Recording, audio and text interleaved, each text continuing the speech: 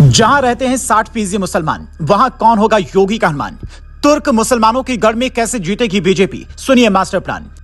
कौन है रामवीर सिंह, जिनके नॉमिनेशन में योगी ने अपने खास मंत्री को भेजा? मुरादाबाद की कुंदर की सीट का मुकाबला हुआ दिलचस्प, जिसे कहते हैं मिनी पाकिस्तान। क्या वहां योगी लहरा पाएंगे भगवा? क्या है बाबा का रामपुर मॉडल, जिसने बढ़ाई अखिलेश आजम की टेंशन? यूपी की 9 सीटों पर उपचुनाव होने हैं, लेकिन बीजेपी के लिए सबसे मुश्किल 2 मुस्लिम बाहुल्य सीटें हैं, जिनमें से पहली है मुरादाबाद की कुंदर की विधानसभा सीट, जहां करीब 60% मुस्लिम आबादी रहती है, जबकि दूसरी है कानपुर की सीसामऊ, जहां करीब 70% मुस्लिम रहते हैं। इसके अलावा मैनपुरी की करहल और अम्बेडकर नगर की कटहरी विधानसभा सीट पर कांटे की टक्कर होने वाली है। लेकिन सवाल इस बात का है कि उपचुनाव में मुस्लिमों ने एकमुश्त सपा को वोट किया तो बीजेपी का क्या होगा? योगी किस प्लानिंग के आधार पर सभी सीटों पर जीत के दावे कर रहे हैं? वो रामपुर मॉडल क्या है, जिसने अखिलेश यादव और जेल में बंद आजम खान दोनों की टेंशन बढ़ा दी है? तो इस मॉडल पर आए उससे पहले मुरादाबाद की कुंदर की विधानसभा सीट का सियासी समीकरण समझाते हैं।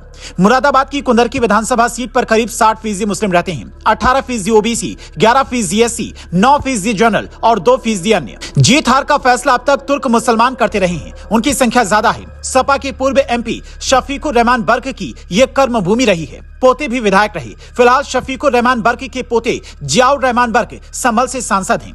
राजनीतिक मामलों के जानकार कहते हैं कि बर्क वोटर्स को साधे बिना यहां बीजेपी की जीत मुश्किल है।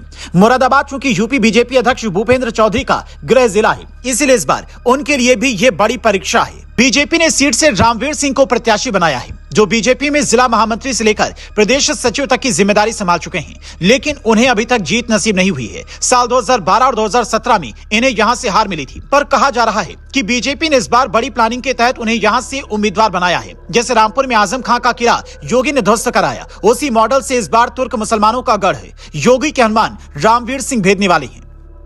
क्या है बीजेपी का रामपुर मॉडल? आजम खान की जब सदस्यता रद्द हुई तो साल 2022 में रामपुर सीट पर उपचुनाव हुए। यहाँ 50% मुस्लिम और 5% यादव वोटर्स हैं, इसलिए ये सपा का गढ़ माना जाता था। पर योगी ने नया प्लान तैयार किया और एक वोटर्स का फीडबैक लिया, उन्हें बूथ तक पहुंचवाया। सपा से नाराज मुस्लिम वोटर्स को साधा, उन तक सरकारी योजनाओं की पूरी जानकारी पहुंचाई। नतीजा ये हुआ कि आकाश सक्सेना यहाँ से जीतकर विधायक बने। कुछ लोग कहते हैं कि आजम खान के दौर में सिर्फ हिंदुओं को ही नहीं, बल्कि कुछ नाराज मुस्लिम वोटर्स को भी वोट देने से रोक दिया जाता था। बूथ कैप्चरिंग और फर्जी वोटिंग तक की शिकायतें आती थीं, जिससे निपटने के लिए चुनाव आयोग ने इस बार ऐसे इंतजाम किए कि सारा खेल पलट गया। यही हाल कुंदर की विधानसभा सीट को लेकर भी कहा जा रहा है। तुर्क मुसलमानों के गढ़ कुंदरकी से करीब 5 तुर्क मुस्लिम विधायक रहे हैं। 3 दशकों से यहाँ एक तरह से मुस्लिम नेता का ही कब्जा रहा है, लेकिन वहाँ के मुस्लिमों की समस्या आज भी दूर नहीं हुई है। कुछ गाँव बाढ़ से प्रभावित हैं, तो कुछ गाँव में सड़क नहीं है। अखिलेश की पार्टी जहां पर इस बार लोकसभा चुनाव की तरह ही पीडी और संविधान के मुद्दे को लेकर उपचुनाव में उतर रही है, तो वहीं बीजेपी सबका साथ सबका विकास के साथ साथ योगी के नए नारे बटोगे तो कटो के साथ चुनाव में उतर रही है,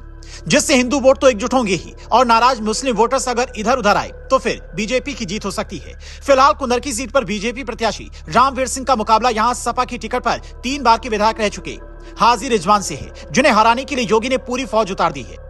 डिप्टी सीएम केशव प्रसाद मौर्य, योगी कैबिनेट में मंत्री प्रतिमा शुक्ला, जसवंत सिंह सैनी, मंत्री जेपीएस राठौर, गुलाबो देवी और महामंत्री अरुण सिंह ने मोर्चा संभाल लिया है। योगी ने अपने एक खास मंत्री को रामवीर सिंह के नॉमिनेशन में भेजा था, जो ये बताता है कि योगी हर हाल में कुंदरकी में जीत चाहते हैं। अब ये देखने वाली बात होगी कि 13 नवंबर को होने वाले उपचुनाव में जनता किसके सिर का ताज सजाती है।